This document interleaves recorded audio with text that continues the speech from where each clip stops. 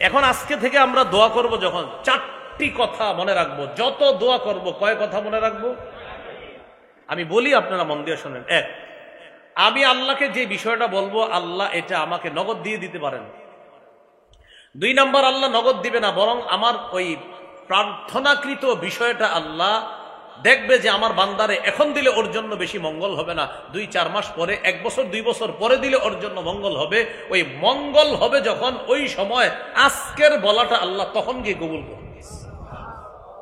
3 নম্বর, আমি আল্লাহর কাছে যা বলেছি, আল্লাহ আমার এই বিষয়টা আজকে কবুল না করে আমাকে অন্য বড় একটা বিপদ থেকে আল্লাহ বাঁচায় দিবেন।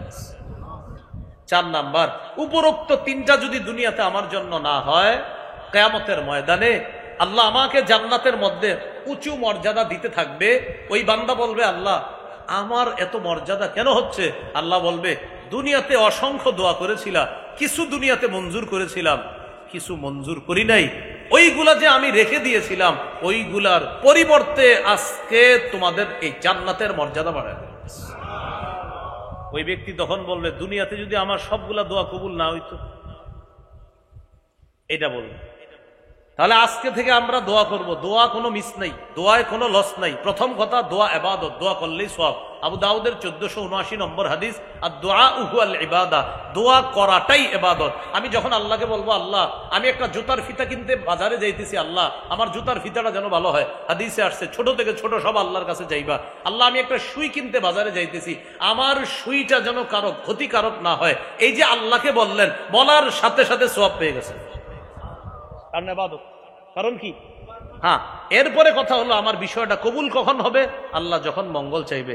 আপনি দোয়া করছেন, আল্লাহ আগামী মাসের 1 তারিখে একটা ইন্টারভিউ আছে, চাকরিটা যেন হয়ে যায়, বেতন 30,000 টাকা। আপনার চাকরি হয় নাই, 2-3 মাস পরে একটা ইন্টারভিউ দিয়েছেন, ওই ইন্টারভিউতে আপনার চাকরি হয়ে গেছে, বেতন 50,000। আগের চাকরি হইলে বেতন হইতো 30, এখন 2 মাস পরে যেটা পাইলেন বেতন 50। বলেন তো, আল্লাহ তাআলা আপনার দোয়াটা সময় অনুযায়ী কবুল করেছে নাকি অসময়ে কবুল করেছে? তখন ওই ব্যক্তি কি বলে জানেন? আলহামদুলিল্লাহ, আল্লাহ ভালো হয়েছে, আগেরটা হয় নাই, এটা হয়েছে। হ্যাঁ, কি বলে? আলহামদুলিল্লাহ, আগেরটা হয় নাই, ভালো হয়েছে, এইটা হয়েছে, ভালো হয়েছে, এই চাকরিটা হয়েছে। আল্লাহ আপনার কাছে বলছিলাম আগের চাকরিটা, আল্লাহ বাঁচাইছে। বাড়িতে গিয়ে বলে, আম্মা আগের যে চাকরি ইন্টারভিউ দিছিলাম ওইটা হয়নি, ভালো হয়েছে। কেন? ওইটার স্যালারি ছিল 30, আর আজকে যে ইন্টারভিউ দিছি আম্মা, এটার স্যালারি হলো 50,000 টাকা। হ্যাঁ, আসল বিষয়টা রব করেছেন যে, বান্দা আমি জানি তোমার কখন মঙ্গল, ওই মঙ্গল দেখেই তোমার দোয়ার বিষয়টা আমি আল্লাহ মঞ্জুর করি। মনে থাকবেনি? তাহলে 6 নাম্বার, বর্তমান পরিস্থিতি থেকে উত্তরণের উপায় দোয়া করা। আল্লাহ সাহায্য করেন, আল্লাহর কাছে খুব দোয়া করা। 7 নাম্বার উপায়, আল্লাহর উপর ভরসা করে ধৈর্যের সাথে সাহায্যের অপেক্ষা করা। আবার বলছি, 7 নাম্বারটা গুরুত্বপূর্ণ উপায়, আল্লাহর উপর ভরসা করে ধৈর্যের সাথে সাহায্যের অপেক্ষা করা। যেটা আফগানিস্তান করছে, ফলাফল এখন ভোগ করতেছে। আফগানিস্তান করছে, ফলাফল ভোগ করতেছে। 20 বছর ধৈর্য ধারণ করছে, আর ভরসা রাখছে আল্লাহর উপর, না আল্লাহ দিবেই, আল্লাহ দিবেই, আল্লাহ দিয়ে দিচ্ছে। আল্লাহর উপর ভরসা করে ধৈর্যের সাথে সাহায্যের অপেক্ষা করা। রাসূলুল্লাহ সাল্লাল্লাহু আলাইহি সাল্লাম বলেন, ই'লামু আন্না নাসর মা'আস সাবরি, জেনে রাখো ধৈর্যের সাথেই সাহায্য, জেনে রাখো ধৈর্যের সাথেই সাহায্য। সূরা আলী ইমরানের মধ্যে আল্লাহ বলেন, ইয়ানসুরকুমুল্লাহু ফালা গালিবা লাকুম, আল্লাহ যদি তোমাদেরকে সাহায্য করে, তোমাদেরকে হারানোর মতো কেউ নাই, কেউ তোমাদেরকে হারাতে পারবে না যদি আল্লাহ সাহায্য করে। তাহলে এই মুহূর্তে আল্লাহর উপর ভরসা করে ধৈর্যের সাথে আল্লাহর সাহায্যের অপেক্ষা করা। 6 দোয়া করা। 7 ভরসা করে ধৈর্যের সাথে সাহায্যের অপেক্ষা করা। আমরা অনেকে দোয়া করেই এরপরে চেক করি দোয়াটা কবুল হয়েছে কিনা, না, এরকম না, ধৈর্যের সাথে অপেক্ষা করা। আল্লাহ তৌফিক দান করেন। তালুত নামে এক বাদশাহ, মুসলমান বাদশাহ, একদল মুমিনদেরকে নিয়ে রওনা করছে জালেম জালুতের সাথে লড়াই করার জন্য। রওনা করছে বড় একটা বাহিনী নিয়ে। তাদের ইমানি শক্তি পরীক্ষা করছে, করার পর বাহিনী কমতে কমতে ছোট্ট একটা বাহিনী রয়েছে, টিকে আছে। জালেমদের বিরুদ্ধে লড়াই করার জন্য বাহিনী প্রথমে ছিল বড়, পরীক্ষায় উত্তীর্ণ হয়ে ছোট্ট একটা দল টিকে আছে, যারা ইমানির পরীক্ষা দিয়ে টিকে গেছে। এদের সংখ্যা মাত্র 300 জনের বেশি। তাদেরকে নিয়ে মুসলমান বাদশাহ তালুত গেলেন নদী পার হয়ে উপাসে জালেম জালুতের সাথে লড়াই করার জন্য। নিজেরা নিজেদের দল দেখে বলতেছে, এত ছোট দল, আমরা পারবো তাদের সাথে? তখন তাদেরই আরেক দল বলল, কাম মিন ফিআতিন কলিলাতিন গালাবাত ফিআতান কাসীরাতাম বিইজনিল্লাহ। কত ছোট দল আল্লাহর হুকুমে কত বড় বাহিনীকে পরাজিত করে দিয়েছে। আল্লাহ চাইলে আমরা যদি ইমানের উপর অটল থাকি, আমরা ছোট হলেও জালেমদের বিরুদ্ধে আল্লাহ আমাদেরকে বিজয় দান করবে। এখান থেকে কি বোঝা যায়? দল কম হোক বেশি হোক, অস্ত্র শক্তি কম থাকুক বেশি থাকুক, যদি ইমানি শক্তি থাকে এই দলের সাথে আল্লাহর ওয়াদা আছে। আল্লাহ আমাদেরকে ইমানি শক্তিতে বলিয়ান হওয়ার তৌফিক দান করেন। ইমানি শক্তি থাকলে ৩১৩ জন ৭০টা উট নিয়ে, ২টা ঘোড়া নিয়ে আর ৮টা তরবারি নিয়ে সশস্ত্র ১০০০ বাহিনীকে হারায়া দিছে বদর যুদ্ধে। ৩১৩ জন ৭০টা উট, ২টা ঘোড়া, ৮টা তরবারি নিয়ে সশস্ত্র ১০০০ বাহিনীর বিরুদ্ধে মাত্র ৩১৩ জনের এই দলটাকে ইমান মজবুত হওয়ার কারণে আল্লাহ বিজয় দান করছে। খালিদ ইবনুল ওয়ালিদ রাদিয়াল্লাহু তাআলা ৬০ জন খাঁটি মুমিন নিয়ে ৬০,০০০-এর বিরুদ্ধে বিজয় লাভ করছে। কয়জন নিয়ে? কয় হাজারের বিরুদ্ধে। আমরা বাংলাদেশে মুসলমানের সংখ্যা কয় পার্সেন্ট বলে না কেন? এরপরেও আমাদের হালাত এমন, আমরা ছাড়া অন্যরা কিছু বললে এটার গুরুত্ব বেশি হয়, তো মুসলমান কিছু বললে এটা কেমন যেন না শোনার বান করে শোনা। অথচ আমাদের দেশে ৯০% বেশি মুসলমান। দেখবেন অন্য কেউ কিছু বললে এটা খুব গুরুত্ব সহকারে আলোচনা হয়, কিন্তু মুসলমানের কোনো ব্যাপার গুরুত্ব নাই। অথচ আমরা সংখ্যায় বেশি, কিন্তু একদিক দিয়ে আমাদের সমস্যা আছে। আমাদের ইমানি পাওয়ারটা কম হওয়ার কারণে সংখ্যায় বেশি হওয়া সত্ত্বেও আমাদের হারা হারা অবস্থা। সংখ্যায় বেশি, পাওয়ার তো কম। যেমন এখানে যারা আপনারা মাহফিল শুনতেছেন, হয়তো কেউ ৫০০ মাহফিল শুনছেন, কেউ হয়তো ১০০। এই জাতীয় মাহফিল হয়তো কেউ শুনে ফেলেছেন বা আরো শুনবেন। এই এই তোমরা কথা বললে তো হবে না, সামনে তোমরা কথা বলবো, কথা বলো না, বারবার কথা বলো না, পুরা বয়ানে কথা বলবো না, ঘুমায় থাকবো কিন্তু কথা বলো না। কোথায় ছিলাম? আল্লাহর রাস্তায় আমার আলোচনা এদিক সেদিক কিছু বলবেন না, পরে কিন্তু আলোচনা হারিয়ে যাবে। একটু এদিক সেদিক হবে, গুরুত্বপূর্ণ অংশ হারাবেন। এতে আমার কিছু করার না, আমি আখির দাওয়ানা আনিল হামদুলিল্লাহ পড়বো, কিন্তু এই জন্য এদিক সেদিক কোনো ঝামেলা করবেন না, পুরা বয়ান মন দিয়ে শুনতে হবে। কোথায় ছিলাম? ৫০০ ওয়াজ শুনেছে, কেউ ১০০ ওয়াজ শুনছে। সবাই কি ৫ ওয়াক্ত নামাজ পড়ে? তাহলে পার্সেন্ট তো বেশি, শক্তি কম, পাওয়ার কম। এই জন্য আমাদের হালাত এমন। যখন মুসলমানের দেশে জুমার নামাজের মুসল্লি আর ফজরের মুসল্লি এক হবে, মাগরিব আর ফজরের মুসল্লি এক হয়ে যাবে, ওই মুসলমানদেরকে হারানোর মতো কেউ নাই। তোমরা আসল জায়গায় ব্যর্থ। তো ১ নাম্বার ইমানি শক্তি অর্জন করা, বর্তমান পরিস্থিতি থেকে উত্তরণের উপায় ইমানি শক্তি অর্জন করা। ইমানি শক্তি অর্জন করতে হবে, এটা ১ নাম্বার উপায়। এটার সাথে আল্লাহর ওয়াদা আছে। সূরা ফাতিরের ৪৩ নম্বর আয়াতে আল্লাহ বলেন, ফালান তাজিদা লিসুন্নাতিল্লাহি তাবদীলা ওয়ালান তাজিদা লিসুন্নাতিল্লাহি তাহওয়িলা। আল্লাহর নিয়মে কোনো পরিবর্তন পাবে না, আল্লাহর নিয়মে তুমি কোনো ভিন্নতা খুঁজে পাবে না। এটা আল্লাহর নিয়ম। ইমানি শক্তি থাকবে তো তাদেরকে সাহায্য করা, এটা আল্লাহর ওয়াদা, আর এটাই আল্লাহর চলমান নিয়ম। এই নিয়ম এই যুগেও যদি পালিত হয় যে ইমানি শক্তিতে আমরা বলিয়ান, সংখ্যায় যদি কম হয়, ওই জাতিকে আল্লাহ সাহায্য করবেনই করবেন, কোনো সন্দেহ নেই। আল্লাহ আমাদেরকে ইমানি শক্তি মজবুতভাবে অর্জন করার তৌফিক দান করেন। এগুলো ১ নাম্বার উপায়, ইমানি শক্তি অর্জন করা। বর্তমান পরিস্থিতি থেকে বাঁচার ২ নাম্বার উপায়, ইসলামে পরিপূর্ণ রূপে প্রবেশ করা। কোথায়? সূরা বাকারার ২০৮ নম্বর আয়াতে আল্লাহ বলেন, ইয়া আইয়ুহাল্লাযীনা আমানু দুখুলু ফিস-সিলমি কাফা,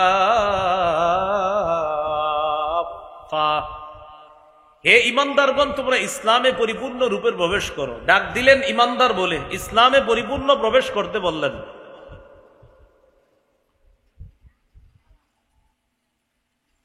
আল্লাহ ঈমানদার বলে ডাক দিলেন, ইসলামে পরিপূর্ণ রূপে প্রবেশ করতে বললেন। ইসলামে পরিপূর্ণ রূপে প্রবেশ করা মানে ডাক দিলেন ঈমানদার, হে ঈমানদার ইসলামে প্রবেশ করো। এর মানে হলো আমাদের বাহ্যিক অঙ্গ প্রত্যঙ্গে ইসলাম থাকতে হবে। আচ্ছা এই লোকটা এশার নামাজ পড়ছে, কয় হ্যাঁ পড়ছে। ও আচ্ছা তো মুসলমান তো এশার নামাজ পড়বে, তাই নাকি? কয় হ্যাঁ। ফজর পড়ছে, কয় হ্যাঁ। উনি মুসলমান, ফজর পড়বে না? বলতে কি দেখেন কি বলে, উনি মুসলমান তো ফজর তো পড়বেই। উনি জোহর পড়ছে, পড়ছে তো উনি মুসলমান না তো জোহর পড়বে, মানে মুসলমান তো জোহর পড়বেই, জোহর মুসলমান পড়বে। এর মানে আপনার নাম আব্দুর রহমান, আপনি ইমানদার, আপনি জোহর পড়েছেন না হুজুর পড়ি নাই, তো আপনার মধ্যে আল্লাহ ছাড়া কোনো ইলাহ নাই, এটা ঠিক আছে।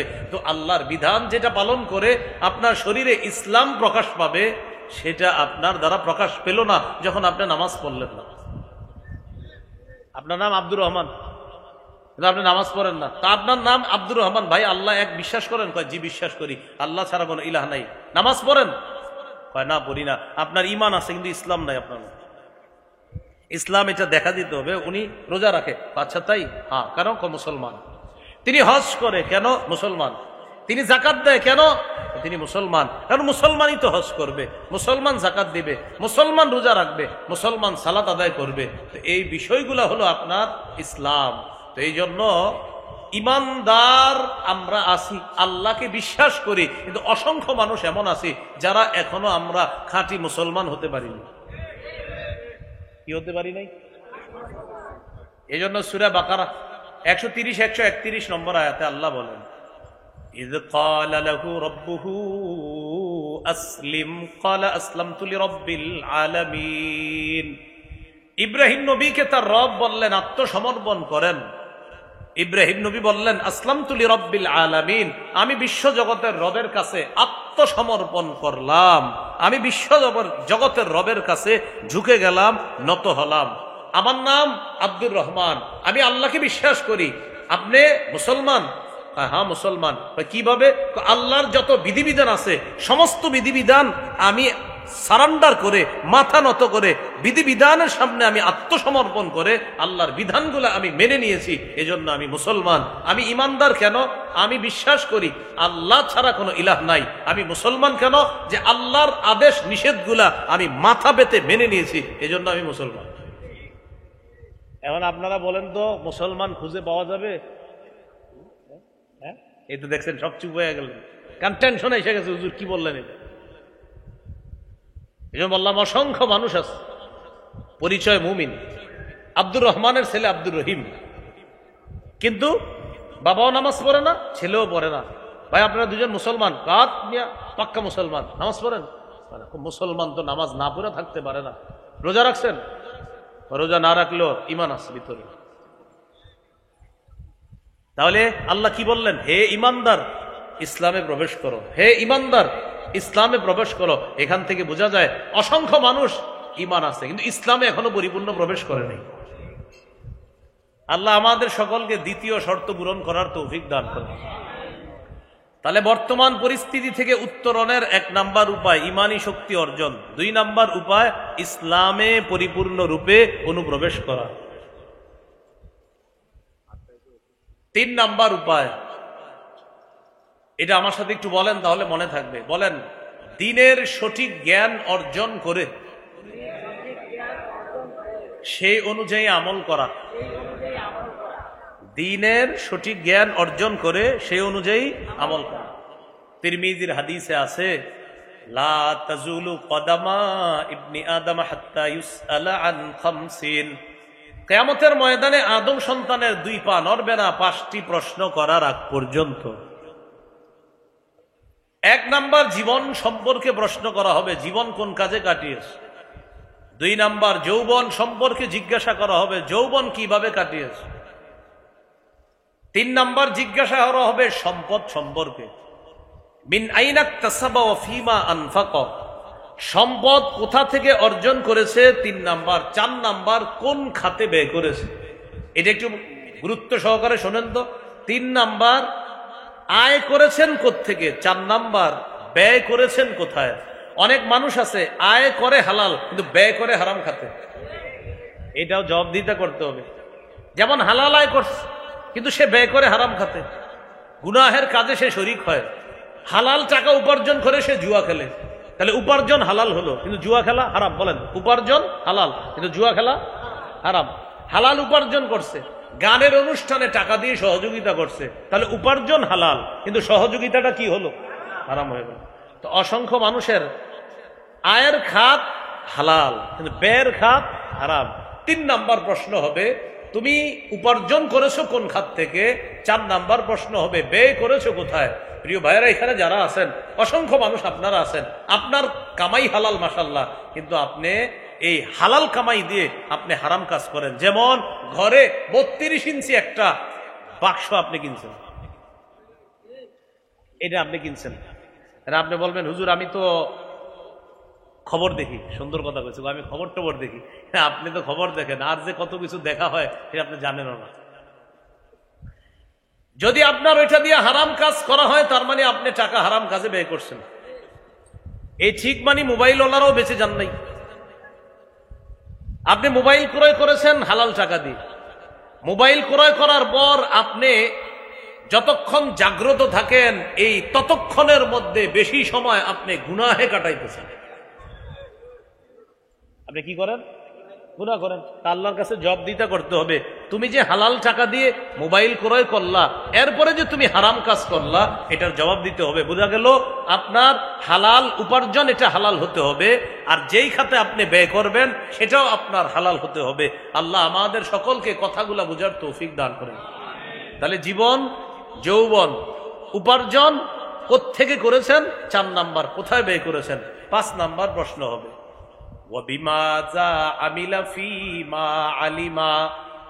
যা জেনেছে জানা অনুযায়ী আমল করেছে কিনা, এটা হবে 5 নাম্বার প্রশ্ন। তাহলে বর্তমান পরিস্থিতি থেকে উত্তরণের 3 নাম্বার উপায় জানলাম। দ্বীনের সঠিক জ্ঞান অর্জন করে সেই অনুযায়ী আমল করা। তো দ্বীনের সঠিক জ্ঞান অর্জন করার পর আমল করেছি কিনা, কিয়ামতের ময়দানে 5 প্রশ্নের মধ্যে একটা প্রশ্ন হবে তুমি যা জানলা সেটা তুমি মেনেছো কিনা। এই প্রশ্ন হবে 3 নম্বর। আপনার 5টা প্রশ্নের মধ্যে একটা প্রশ্ন হবে এটা। তাহলে 3 নম্বর উপায় দ্বীনের সঠিক জ্ঞান অর্জন করে সেই অনুযায়ী আমল করা। এবার দ্বীনের সঠিক জ্ঞান কি জিনিস মন দিয়ে একটু শোনেন। আপনি 365 দিন আল্লাহকে সেজদা করলেন, এটা দ্বীনের সঠিক জ্ঞান। 365 দিনের মধ্যে একদিন আপনি চুপে চুপে কোথায় জানি গেছেন, যাওয়ার পর এদিক সেদিক তাকায়া আবেগে এরকম একটা জায়গায় সেজদা দিয়ে দিচ্ছেন। আপনি 365 দিন আল্লাহকে সেজদা দেন, হঠাৎ একদিন কোথায় জানি গেছেন, যাওয়ার পরে এদিক সেদিক তাকায়া চুপে চুপে আস্তে একটা সেজদা দিয়ে দিয়েছেন আরেক জায়গায়। এখন এই যে সেজদাটা দিলেন, এলাকার একজন দেখে বলছে কাকা আপনি এটা কি করলেন। এটা দিলে আমার ভিতরে একটা হিট আসে, একটা আবেগ কাজ করে। এই জাতীয় সেজদা যারা দেয় না, ওরা আপনার যুক্তি দিবে এটা দিলে ভিতরে আবেগ কাজ করে, ভিতরে হিট আসে, ভিতরে ভালো লাগে। নাউজুবিল্লাহ পড়েন। এক সেজদার কারণে আগে যে আমলগুলা করলেন সব বরবাদ হয়ে গেছে। সূরা জুমারের 65 নম্বর আয়াতে আল্লাহ বলেন লাইন আশরাকতা লায়াহবাতান্না আমালুকা, যদি তুমি শিরিক করো তাহলে অবশ্যই অবশ্যই তোমার সব আমল বরবাদ হয়ে যাবে। বলি নাউজুবিল্লাহ। তাহলে শিরিক করলে আমল বরবাদ হয়ে যায়, শিরিক করলে আমল বরবাদ। তাহলে দ্বীনের সঠিক জ্ঞান অর্জন করে সেই অনুযায়ী আমল করা। দ্বীনের সঠিক জ্ঞান বলেন তো, সেজদা কাকে করব? আল্লাহ ছাড়া কাউকে সেজদা করা, এটা কি সঠিক জ্ঞান না ভুল জ্ঞান? মনে রাখতে হবে সঠিক জ্ঞান হলো আল্লাহকে সেজদা করা, এটা আমি শিখেছি এবং আল্লাহকে সেজদা করব, এই আমল করা, এটা হলো দ্বীনের সঠিক জ্ঞান। আর কেউ যদি আপনাকে বুঝায় না আল্লাহ ছাড়াও অন্য জায়গায় সেজদা দেওয়ার বৈধতা আছে, এটা সঠিক জ্ঞান না, এটা ভুল জ্ঞান, ওই জ্ঞান আপনাকে জাহান্নামী বানাবে।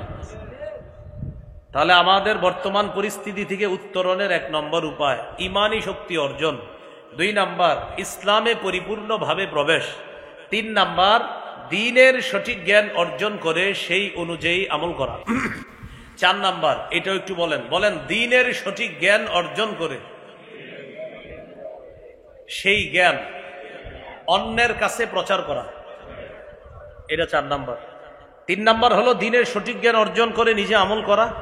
4 নাম্বার দিনের সঠিক জ্ঞান অন্যের কাছে প্রচার করা, এটা হলো 4 নাম্বার।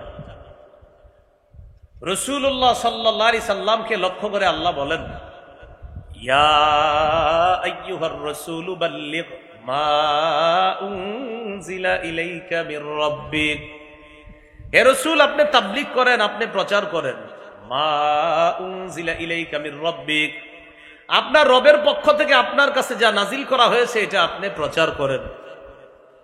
রাসূলুল্লাহ সাল্লাল্লাহু আলাইহি সাল্লাম সাহাবীদেরকে লক্ষ্য করে বললেন, সহিহ বুখারীর 105 নম্বর হাদিস, আলা হাল বাল্লাগতু, ও সাহাবীরা, আমি কি আমার দায়িত্ব পৌঁছিয়েছি? সাহাবীরা বললেন, আপনি আপনার উপর অর্পিত দায়িত্ব আমাদের কাছে পৌঁছিয়েছেন। নবীজি আকাশের দিকে আঙ্গুল উঠে বললেন, আল্লাহুম্মা শাহাদ, আল্লাহ আপনি সাক্ষী থাকেন। আবার নবীজি বললেন, আলা হাল বাল্লাগতু, আমি কি আমার যে দায়িত্ব এটা তোমাদের কাছে পৌঁছিয়েছি? সাহাবীরা বললেন, অবশ্যই আপনি আপনার দায়িত্ব পৌঁছিয়েছেন। আবার বললেন, আলা হাল বাল্লাগতু, আমি কি আমার দায়িত্ব পৌঁছিয়েছি? সাহাবীরা বললেন, আপনি আপনার দায়িত্ব পৌঁছিয়েছেন। নবীজি বললেন, আল্লাহ আপনি সাক্ষী থাকেন। 3 বারই বললেন, আল্লাহ আপনি সাক্ষী থাকেন। তারা বলতেছে, আমি আমার দায়িত্ব পৌঁছিয়েছি। এরপরে নবী বললেন, লিউবাল্লিগিশ শাহিদুল গায়বা, শোনো তোমরা, আমি আজকে তোমাদের কাছে যা প্রচার করলাম, এই প্রচার করা জিনিসগুলা এখানে যারা তোমরা উপস্থিত আছো, অনুপস্থিতদের কাছে এই বিষয়গুলা তোমরা যেন প্রচার করে দাও, এই দায়িত্ব আমি নবী তোমাদেরকে দিয়ে গেলাম। তাহলে 3 নাম্বার, দ্বীনের সঠিক জ্ঞান অর্জন করে সেই অনুযায়ী আমল করা। 4 নাম্বার, দ্বীনের সঠিক জ্ঞান এটা অন্যের কাছে প্রচার করা। আল্লাহ আমাদেরকে তৌফিক দান করেন। যেমন আজকে বয়ান শোনার পর যতটুকু মনে থাকবে, আপনি বাসায় গিয়ে রাস্তায় যাওয়ার সময় বন্ধু, কলিগ, সহপাঠী যাকে পারেন আপনি এই জ্ঞান প্রচার করে দেওয়া, এটা 4 নাম্বার কাজ। 5 নাম্বার, আল্লাহর দ্বীনের সহযোগিতা করা। 5 নাম্বার, আল্লাহর দ্বীনের সহযোগিতা করা। বর্তমান পরিস্থিতি থেকে উত্তরণের 5 নাম্বার উপায় আল্লাহর দ্বীনকে সাহায্য করা। আগে আয়াত করি, অনুবাদ করি, তারপর বলি। সূরা মুহাম্মদের 7 নম্বর আয়াতে আল্লাহ বলেন, ইয়া আইয়ুহাল্লাযীনা আমানু ইন তানসুরুল্লাহ ইয়ানসুরকুম, হে ঈমানদারগণ, যদি তোমরা আল্লাহকে সাহায্য করো, আল্লাহ তোমাদেরকে সাহায্য করবে। আমরা কারা কারা আল্লাহ সাহায্য চাই? হাতটা তুলে রাখেন, দেখেন আল্লাহ কি বলতেছে, যদি আমার সাহায্য চাও তো আমাকে সাহায্য করো। কি শর্ত? শর্ত, যদি সাহায্য চাও। আচ্ছা, তোমরা কি সাহায্য চাও? তো আমরা বললাম, জি আল্লাহ চাই। তো যদি চাও তো শর্ত পূরণ করতে হবে। আল্লাহ কি শর্ত? আল্লাহ বলে, আমাকে সাহায্য করো। এখন প্রশ্ন, আল্লাহকে সাহায্য করা মানে আল্লাহর দ্বীনকে সাহায্য করা। আল্লাহর দ্বীনের সাহায্য মানে আল্লাহর দ্বীনের কাজ হয় যত মাধ্যম আছে, এই মাধ্যমগুলোকে সাহায্য করা। মসজিদ, মাদ্রাসা, আপনার দাতব্য প্রতিষ্ঠান, বিভিন্ন সংস্থা, ভালো কাজের সংস্থা, এইগুলাকে সহযোগিতা করা মানে আল্লাহর দ্বীনের সহযোগিতা করা। বিশেষ করে আল্লাহর কালিমা বুলন্দ করার জন্য যারা আল্লাহর রাস্তায় জিহাদ করে তাদেরকে সাহায্য করা মানে হলো আল্লাহর দ্বীনের সহযোগিতা করা। মুজাহিদদেরকে সাহায্য করা মানে হলো আল্লাহর দ্বীনকে সাহায্য করা। আর আল্লাহর দ্বীনকে সাহায্য করলে আল্লাহর ওয়াদা, আল্লাহ আমাকে সাহায্য করবে। কিন্তু বাস্তবতা হলো, মুজাহিদ শব্দটা শুনলেই তো অনেকের মধ্যে শুরু হয়ে যায় অ্যালার্জি, যে হুজুর এটা কি বললেন আপনি, ওয়াজ তো এতক্ষণ ঠিক ছিল। এরকম যদি হয়ে যায় তাহলে তো আপনি ওই যে উত্তরণের উপায় থেকে পিছপা হয়ে গেলেন। তাহলে 1 নাম্বার উপায় ঈমানী শক্তি অর্জন, 2 নাম্বার ইসলামে পরিপূর্ণ প্রবেশ, 3 নাম্বার দ্বীনের সঠিক জ্ঞান অর্জন করে সে অনুযায়ী আমল, 4 নাম্বার দ্বীনের সঠিক জ্ঞান অর্জন করে সেটা প্রচার, 5 নাম্বার আল্লাহর দ্বীনের সহযোগী হওয়া, আল্লাহর দ্বীনের সাহায্য করা। এটা হলো 5 নাম্বার। 6 নাম্বার, এটা একটু বলেন আমার সাথে, বলেন আল্লাহর কাছে দোয়া করা। কি করা? বেশি বেশি দোয়া করা। আল্লাহ সাহায্য করেন, আল্লাহ গাজাবাসীকে সাহায্য করেন, আল্লাহ ফিলিস্তিনের উপর সাহায্য করেন, আল্লাহ পৃথিবীর নির্যাতিত মুসলমানদেরকে সাহায্য করেন, আল্লাহ বাংলাদেশের মুসলমান যারা আছি আমাদেরকে আপনি সাহায্য করেন, আল্লাহ এই দেশে ইসলামী হুকুমত চালু করে দেন, আল্লাহ ইসলামী আইন বাস্তবায়নের জন্য আমরা সবাই যেন কাজ করতে পারি, আপনি তৌফিক দান করেন। এরকম দোয়া করা, এটা 6 নাম্বার কাজ। সূরা নামলের 62 নম্বর আয়াতে আল্লাহ বলেন, আম্মাই ইউজিবুল মুত্তাররা ইযা দাআ। পীড়িত ব্যক্তি যখন দোয়া করে, বলো তোমরা কে সেই সত্তা তার ডাকে সাড়া দেয়? পীড়িত ব্যক্তি যখন আহ্বান করে, ডাকে, বলো সেই সত্তাকে যে তার ডাকে সাড়া দেয়। বলেন সেই সত্তাকে? আল্লাহ। আল্লাহর কাছে দোয়া করা, বেশি বেশি দোয়া করা। আল্লাহ তাআলা বলেন, উদউনি আস্তাজিব লাকুম, আমাকে ডাকো আমি তোমাদের ডাকে সাড়া দেই। আমরা আল্লাহকে আজকে যদি 1,00,000 বার ডাক দিই, আল্লাহ 1,00,000 বার সাড়া দিবে। একবার ডাক দিলে আল্লাহ একবার সাড়া দিবে। আল্লাহ আমাকে মাফ করেন, আল্লাহ সাথে সাথে আমার ডাকে সাড়া দেয়। আল্লাহ আমার ভাইকে মাফ করেন, আল্লাহ আমার ডাকে সাড়া দেয়। আল্লাহর কাছে যতবার যা বলবো, আল্লাহ আমাদের ডাকে সাড়া দেয় ততবার। আল্লাহ ততবার আমাদের ডাকে কি করে সাড়া দেয়। এখন কথা হলো, হুজুর আমি তো গত 2 বছর দোয়া করি, কই কিছুই তো বুঝতেছি না। আছে না অনেকে? আচ্ছা, আপনি আল্লাহর কাছে দোয়া করলেন, আগামী মাসের 1 তারিখে একটা চাকরির ইন্টারভিউ আছে, আল্লাহ আমার যেন ইন্টারভিউতে আমি পাশ করি, আমি যেন চাকরিটা পেয়ে যাই, আল্লাহর কাছে দোয়া করছেন। প্রথম কথা, দোয়া করার সাথে সাথে সওয়াব পেয়ে গেছেন। আবু দাউদের 1479 নম্বর হাদিস, রাসূলুল্লাহ সাল্লাল্লাহু আলাইহি সাল্লাম বলেন, আদ-দুআউ হুয়াল ইবাদা, দোয়া করাটা ইবাদত। গুরুত্বপূর্ণ একটা কথা বলতেছিলাম, দোয়া করা। অনেক মানুষ দোয়া করে, কবুল হয় না, তখন সে নিরাশ হয়ে দোয়া করা ছেড়ে দেয়। দোয়া করে, দোয়া কবুল হয় না তো চিন্তা করে আর দোয়া করবো না, এটা না করা। দোয়া যতবার করি ততবার আল্লাহ সাড়া দেয়। এখন আজকে থেকে আমরা দোয়া করব যখন, 4টি কথা মনে রাখবো। যত দোয়া করব, কয় কথা মনে রাখবো? আমি বলি, আপনারা মন দিয়ে শোনেন। 1, আমি আল্লাহকে যে বিষয়টা বলবো, আল্লাহ এটা আমাকে নগদ দিয়ে দিতে পারেন। 2 নাম্বার, আল্লাহ নগদ দিবে না, বরং আমার ওই প্রার্থনাকৃত বিষয়টা আল্লাহ দেখবে যে আমার বান্দারে এখন দিলে ওর জন্য বেশি মঙ্গল হবে না, 2-4 মাস পরে, 1 বছর 2 বছর পরে দিলে ওর জন্য মঙ্গল হবে। ওই মঙ্গল হবে যখন, ওই সময় আজকের বলাটা আল্লাহ তখন গিয়ে কবুল করবে। 3 নাম্বার, আমি আল্লাহর কাছে যা বলেছি, আল্লাহ আমার এই বিষয়টা আজকে কবুল না করে আমাকে অন্য বড় একটা বিপদ থেকে আল্লাহ বাঁচায় দিবে। 4 নাম্বার, উপরোক্ত 3টা যদি দুনিয়াতে আমার জন্য না হয়, কিয়ামতের ময়দানে আল্লাহ আমাকে জান্নাতের মধ্যে উঁচু মর্যাদা দিতে থাকবে। ওই বান্দা বলবে, আল্লাহ আমার এত মর্যাদা কেন হচ্ছে? আল্লাহ বলবে, দুনিয়াতে অসংখ্য দোয়া করেছিলাম, কিছু দুনিয়াতে মঞ্জুর করেছিলাম, কিছু মঞ্জুর করি নাই। ওইগুলা যে আমি রেখে দিয়েছিলাম, ওইগুলার পরিবর্তে আজকে তোমাদের এই জান্নাতের মর্যাদা বাড়ায়। ওই ব্যক্তি তখন বলবে, দুনিয়াতে যদি আমার সবগুলা দোয়া কবুল না হইতো, এটা বলবে। তাহলে আজকে থেকে আমরা দোয়া করব, দোয়া কোনো মিস নাই, দোয়ায় কোনো লস নাই। প্রথম কথা, দোয়া ইবাদত, দোয়া করলেই সওয়াব। আবু দাউদের 1479 নম্বর হাদিস, আদ-দুআউ হুয়াল ইবাদা, দোয়া করাটাই ইবাদত। আমি যখন আল্লাহকে বলবো, আল্লাহ আমি একটা জুতার ফিতা কিনতে বাজারে যাইতেছি, আল্লাহ আমার জুতার ফিতাটা যেন ভালো হয়। হাদিসে আসছে, ছোট থেকে ছোট সব আল্লাহর কাছে যাইবা। আল্লাহ আমি একটা সুই কিনতে বাজারে যাইতেছি, আমার সুইটা যেন কারো ক্ষতিকারক না হয়। এই যে আল্লাহকে বললেন, বলার সাথে সাথে সওয়াব পেয়ে গেছেন। কারণ কি? হ্যাঁ, এরপরে কথা হলো, আমার বিষয়টা কবুল কখন হবে? আল্লাহ যখন মঙ্গল চাইবে। আপনি দোয়া করছেন, আল্লাহ আগামী মাসের 1 তারিখে একটা ইন্টারভিউ আছে, চাকরিটা যেন হয়ে যায়, বেতন 30,000 টাকা, আপনার চাকরি হয় নাই। 2-3 মাস পরে একটা ইন্টারভিউ দিয়েছেন, ওই ইন্টারভিউতে আপনার চাকরি হয়ে গেছে, বেতন 50,000। আগের চাকরি হইলে বেতন হইতো 30, এখন 2 মাস পরে যেটা পাইলেন বেতন 50। বলেন তো, আল্লাহ তাআলা আপনার দোয়াটা সময় অনুযায়ী কবুল করেছে নাকি অসময়ে কবুল করেছে? তখন ওই ব্যক্তি কি বলে জানেন? আলহামদুলিল্লাহ, আল্লাহ ভালো হয়েছে, আগেরটা হয় নাই, এটা হয়েছে। হ্যাঁ, কি বলে?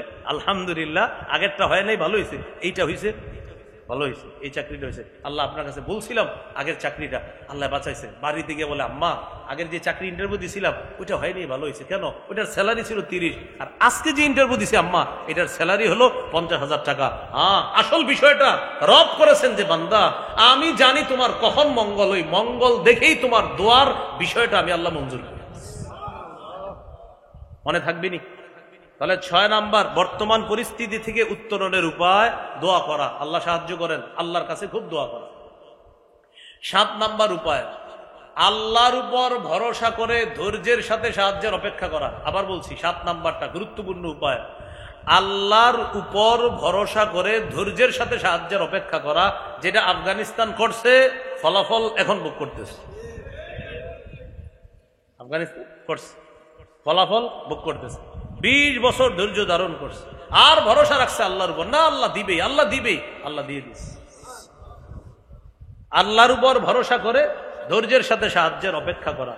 রাসূলুল্লাহ সাল্লাল্লাহু আলাইহি সাল্লাম বলেন, ই'লামু আন্নান নাসর মা'আস সাবরি, জেনে রাখো ধৈর্যের সাথেই সাহায্য, জেনে রাখো ধৈর্যের সাথেই সাহায্য।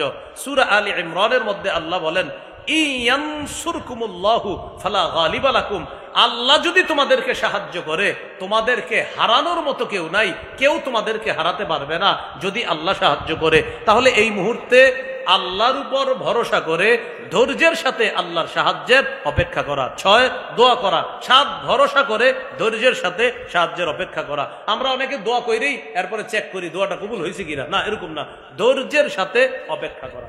আল্লাহ তৌফিক দান করেন। 8 নাম্বার উপায়, এটা গুরুত্বপূর্ণ উপায়, বলেন পরস্পরের মধ্যে ভ্রাতৃত্বের সম্পর্ক জোরদার করা। আবার সকল মুমিন পরস্পরে ভ্রাতৃত্বের সম্পর্ক জোরদার করা। সূরা হুজুরাতের 10 নম্বর আয়াতে আল্লাহ বলেন, ইন্নামাল মুমিনুনা ইখওয়া, মুমিনরা পরস্পর ভাই ভাই। বিদায় হজে রাসূল সাল্লাল্লাহু আলাইহি সাল্লাম বলেন, তা'লামনা আন্না কুল্লা মুসলিমিন আখুন লিল মুসলিম, জেনে রাখো প্রত্যেকটা মুসলমান অপর মুসলমানের ভাই। আমি নবী তোমাদের পুরা পৃথিবীর মুসলমানদেরকে একজন আরেকজনের ভাই বলে ঘোষণা করলাম। কিন্তু মজার বিষয়, সবাই আমার সাথে বলেন, বলেন মজার বিষয়, আপন 2 ভাই 5 বছর কথা বলে না। আপন 2 ভাই 5 বছর কথা বলে না, 6 বছর কথা বলে না। একজনের দরজা আরেকজনের চেহারা দেখবে দেখা দরজা আরেক দিক দিয়ে করে, কেন? ওর চেহারা দেখতে হবে, এই জন্য আপনার দরজাটা তাড়াতাড়ি এই দিকটা বন্ধ করে আরেক দিক দিয়ে করে, ওর চেহারাও আমি দেখতে চাই না, অথচ 2 জনেই একই মায়ের পেটে ছিল। আমরা কি বলি, হুজুর আমাদের বিজয় হচ্ছে না কেন? আপনি আপনার ভাইয়ের সাথে কথা বলেননি? কয় না, ওরে দেখতে পারি না আমি। তো আপনি আবার বিজয় চান? আপনি তো আপনার ভাইরই দেখতে পারেন না। তো যখন আল্লাহ বিজয় দান করবে তখন তো আপনি প্রথম জুলুমটা ওর উপরে করবেন। তাহলে 8 নাম্বার, ভ্রাতৃত্বের সম্পর্ক বাড়ানো, মুসলমানদের সবার সম্পর্ক বাড়ানো, এটা 8। 9 নাম্বার, 9 নাম্বারটাও আমার সাথে একটু বলেন, বলেন আপোষের মধ্যে ঝগড়া বিবাদ কমিয়ে আন্তরিকতা বাড়ানো। ঝগড়া কমায় কি বাড়াইতে হবে? সূরা আনফালে আল্লাহ বলেন, ওয়াতিউল্লাহ ওয়া রাসূলাহু ওয়া লা তানাযাউ ফাতাফশালু ওয়া তাযহাবা রিহুকুম, তোমরা আল্লাহর আনুগত্য করো, রাসূলের আনুগত্য করো, ওয়া লা তানাযাউ, পরস্পর ঝগড়া করো না, ফাতাফশালু, যদি তোমরা ঝগড়া করো, ফাতাফশালু, তোমরা দুর্বল হয়ে পড়বা, ওয়া তাযহাবা রিহুকুম, তোমাদের শক্তি খর্ব হয়ে যাবে। পরস্পর ঝগড়া করো না, যদি ঝগড়া করো তোমরা দুর্বল হয়ে পড়বে, তোমাদের শক্তি খর্ব হয়ে যাবে। 4 জন মিলে এক দল ছিলেন, এই 4 জন মিলে এক দল, শক্তি কম না বেশি? বেশি। 4 জনের শক্তি একটা, শক্তি কম না বেশি? 4 জনে 4 দল, শক্তি কম। মাশাআল্লাহ। আচ্ছা, 4 জন একসাথে ছিলাম, 1 2 3 4, আমগো 4 জনের একটা দল ছিল, শক্তি কম না বেশি? হঠাৎ ঝগড়া হয়েছে একদিন, আমগো 4 জনে বিকাল বেলায় 4 দল বানায় ফেলছে, শক্তি কি হয়ে গেছে? তো এইটাই তো হইতেছে, ডেইলি দল হইতেছে। কি হইতেছে? দল। তাপসের মধ্যে ঝগড়া কমতেছে কই? ঘটনা নাকি আপনি দল বানাইছেন কেন? আর বললেন না, ওরে ভাল লাগে না, ও সভাপতি কেন, আমার কেন সভাপতি দেয়নি, এজন্য আমার একটা। এজন্য আপনারাও একটা দল বানান, বলেন উপভোগ পার্টি। দলের নাম কি হবে?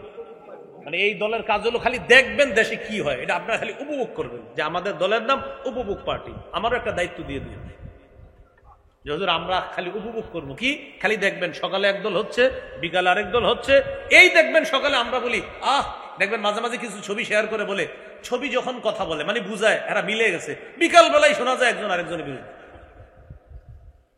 মানে ছবি একটা দিয়ে বলে কি চোখের শীতলতা, তো চোখের শীতলতা লেখেই পরের দিন আবার লিখতেছে হয় পুরাপুরি কাছাকাছি চলে গেছিল, পরে আবার একটা সমস্যা হয়েছে। কি এজন্য আপনারা একটা দল বানাবেন, কি পার্টি?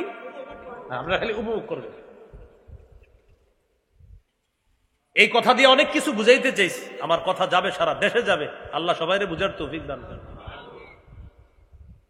উপভোগ পার্টি যারা আছি আমরা তো উপভোগ করতেই থাকবো, খালি দেখবো হচ্ছে আর হচ্ছে। আমাদের দেশের ইসলামী দলে যতগুলা দল আছে, ইসলামী নামে যতগুলা দল আছে, যদি খালি একটা ঘোষণা দেয় যে আগামী 1 বছর আমরা সবাই এক প্ল্যাটফর্মে থাকবো, মানে দল আলাদাই থাক কিন্তু 1 বছর আমরা কোনো ঝগড়া করব না, আমাদের মধ্যে ঝগড়া লাগাইতে চাইলেও আমরা ঝগড়া করব না, খালি ঘোষণা দেখ যে আগামী 1 বছর, দেখবেন সমস্ত বাতিলদের ঘুম মুহূর্তে হারাম হয়ে যাবে।